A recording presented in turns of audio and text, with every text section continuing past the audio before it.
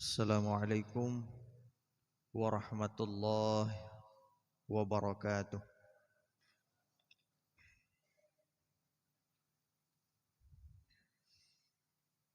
Innal hamdalillahi nahmaduhu wa nasta'inuhu wa nastaghfiruh wa na'udzu billahi min syururi anfusina wa min sayyiati a'malina. May yahdihillahu fala mudilla lahu wa may yudlil fala hadiyalah. Asyhadu an la ilaha illallah wahdahu la syarikalah wa asyhadu anna Muhammadan abduhu wa rasuluh. Allahumma fassalli wa sallim ala nabiyyina Muhammadin wa ala alihi wa sahbihi wa man sar ala nahjihi ila yaumiddin. Wa ba'du, hadirin wal hadirat, jamaah salat subuh yang sama-sama dimuliakan oleh Allah Subhanahu wa taala.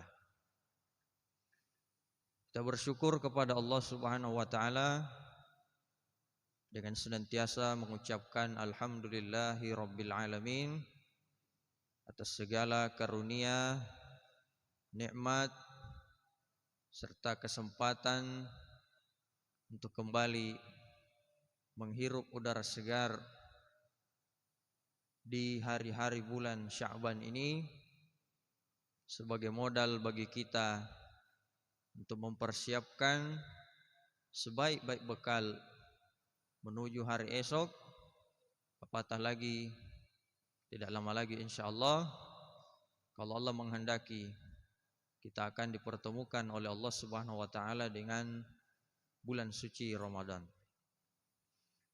Kita pun tak lupa berselawat kepada baginda Rasulullah sallallahu alaihi wasallam. Allahumma salli wa sallim wa barik alaihi. Suri tauladan yang telah banyak mengorbankan jiwa, hartanya demi tegaknya agama Islam, demi keselamatan kita semua.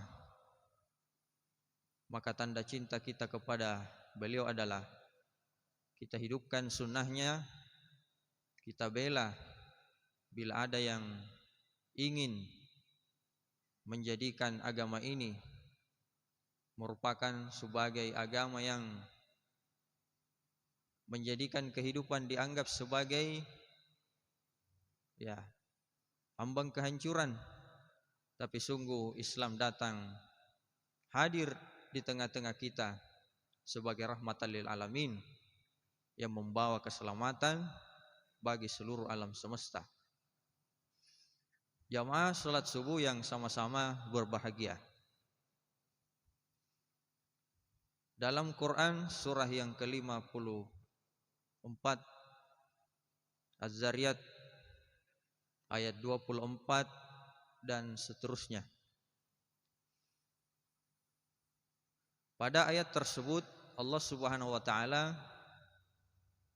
menurunkan wahyu kepada baginda kita Nabiullah Muhammad sallallahu alaihi wasallam satu kisah yang begitu dahsyat, yang begitu mulia, untuk memberikan motivasi kepada beliau dan kita umatnya, bahwasanya bila ingin menjadi hamba-hamba yang dipilih oleh Allah Subhanahu wa taala, apakah dipilih karena diberikan berbagai macam keistimewaan dalam kehidupan kita karena punya kebiasaan baik yang tidak biasa dilakukan oleh manusia pada umumnya, sehingga Allah Subhanahu wa taala pun senantiasa memuliakan hamba-hamba yang Dia cintai.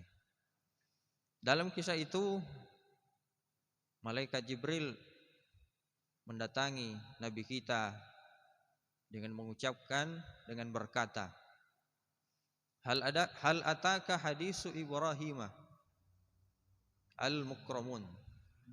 Wahai Muhammad, apakah sudah datang kepadamu berita tentang Nabi Ibrahim yang didatangi oleh orang-orang yang mulia. Di saat itu Ibrahim alaihissalam, sebagaimana kebiasaan orang-orang soleh terdahulu, sejak dahulu, adalah mempergunakan kesempatan di sepertiga malam untuk berdoa, beristighfar, memohon karunia kepada Allah Subhanahu wa taala. Yang kita tahu dalam kehidupan Nabi Ibrahim alaihissalam, salah satu yang istimewa adalah beliau meskipun sudah menginjak usia tua, dan secara medis usia tua tidak bisa lagi membuahi pasangan hidupnya untuk memiliki keturunan, tapi karena Allah cinta kepada kekasihnya Khalilullah, maka tidak ada yang mustahil bagi Allah Subhanahu wa taala. Itu berawal dari cerita ketika didatangi oleh orang-orang yang mulia, dibukakan pintu, dilihatnya bahwa yang datang ini adalah orang yang asing, tapi dengan pakaian yang begitu sopan. Tidak ada ciri-ciri tanda-tanda bahwa dia adalah orang munafik. Dipersilahkanlah masuk. Apatah lagi karena yang datang berkunjung ini tampak pada dirinya ciri-ciri orang yang sedang kelelahan dari perjalanan jauh. Masuklah Ibrahim menemui istri dan keluarganya yang lain untuk bertanya, apa agaknya yang bisa kita jamu kepada tamu ini? Dan sesuai juga dengan ajaran Nabi kita Muhammad sallallahu alaihi wasallam, ya man kana yu'minu billahi wal yaumil akhir falyukrim dhaifahu. Siapa yang mengaku diri beriman kepada Allah, hendaklah ia memuliakan tamunya. Ternyata yang didapati di belakang rumah ada seekor anak sapi gemuk. Disembelilah, dipotong, lalu dimasak dengan seenak mungkin rasanya, lalu dihidangkan kepada sang tamu yang mulia ini. Tapi sempat ada was-was dalam hati Nabi Ibrahim alaihissalam, karena ketika disodorkan makanan itu, sang tamu pun begitu tampak tidak seperti menginginkan jamuan itu. Bahkan dalam riwayat dikatakan beberapa orang yang memiliki rambut panjang berpakaian putih ini sempat membuat Nabi Ibrahim alaihissalam sedikit merasa takut. Siapa kira-kira orang ini? Baru kali ini aku berhadapan dengan beberapa orang, saya merasa sedikit ketakutan. Tapi sang tamu ini pun berkata kepada Ibrahim, mari makan bersama kami. La takhaf, jangan takut. Kami ini sesungguhnya adalah para utusan dari langit, malaikat yang menjelma menjadi manusia untuk tujuan memberikan kabar gembira kepadamu bahwa istrimu Sarah yang meskipun sudah tua mustahil bisa memberimu keturunan, tapi akan lahir daripadanya seorang laki-laki setelah engkau diberikan anak oleh Allah Subhanahu wa taala Ismail dari Siti Hajar. Diberitahulah kepada sang istri. Dalam ayat itu diceritakan hingga istrinya pun terheran-heran sembari memegang pipinya yang sudah keriput karena menganggap bahwa apa iya saya bisa memberikan keturunan kepada Ibrahim sementara saya ini sudah tua renta. Maka para malaikat itu pun menjawab, itu adalah merupakan rahmat dari Allah untukmu wahai Ibrahim, sebagai Allah tanda ia cinta kepadamu. Dari kisah ini jamaah sekalian dimuliakan oleh Allah Subhanahu wa taala, maka paling tidak beberapa hikmah yang bisa kita ambil adalah sesungguhnya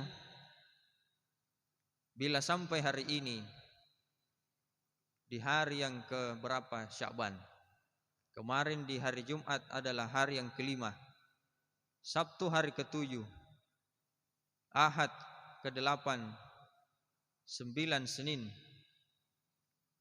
Selasa 10 berarti 11. Ini adalah merupakan hari-hari yang Allah Subhanahu wa taala sejatinya memberikan kita kesempatan untuk banyak-banyak berdoa kepadanya.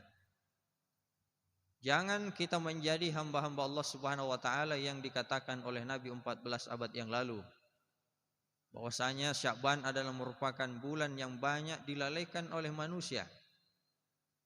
Sebagian mereka salah kaprah memahami bulan ini, karena mereka menganggap bahwa Rajab adalah bulan yang banyak-banyak orang berdoa kepada Allah Subhanahu wa taala, karena dia adalah bulan yang haram banyak berbuat dosa,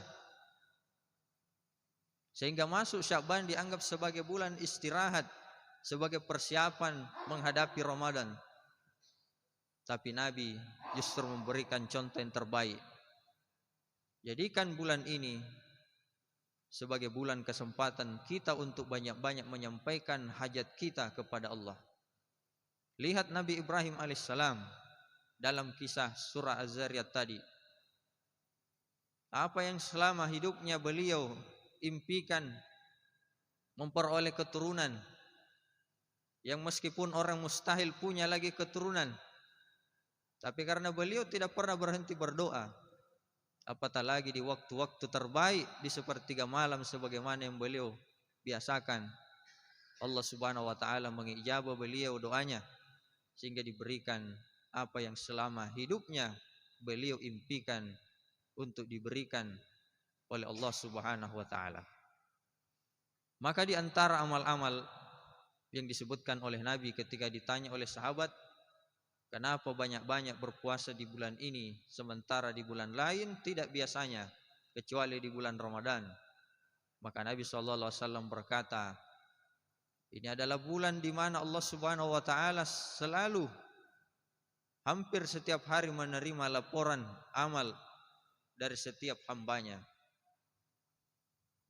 Tidakkah kita bahagia bila dalam keseharian kita di bulan-bulan ini, ketika kita dilaporkan amalnya oleh para malaikat, justru malaikat banyak-banyak menyampaikan amal kita, di antaranya, hambamu si fulan ya Allah hari ini sedang meningkatkan bacaan kitab suci Al-Qur'annya karena ingin menghadapi bulan suci Ramadan. Hari ini hambamu banyak-banyak mengeluarkan hartanya untuk berinfak, bersedekah. Semua adalah merupakan impian kita semua. Tidak sama dengan bulan-bulan lain. Bulan lain kalau kita beramal, amal kita hanya sekedar dicatat oleh Allah, oleh para malaikat. Ada waktunya untuk dilapor. Tapi khusus di bulan ini adalah merupakan kesempatan banyak-banyaklah kita senantiasa mendekatkan diri kepada Allah Subhanahu wa taala dengan tujuan supaya menjadi kekasih-kekasih Allah Subhanahu wa taala untuk memperoleh kemuliaan sebagaimana yang diberikan kepada hamba-hambanya yang soleh, karena mereka senantiasa meningkatkan iman dan takwanya. Jamaah subuh yang sama-sama dimuliakan oleh Allah Subhanahu wa taala, inilah mungkin yang dapat kami sampaikan pada kesempatan subuh hari ini. Semoga bermanfaat. Aqulu qauli hadza wa astaghfirullah li wa lakum. Wassalamualaikum warahmatullahi wabarakatuh.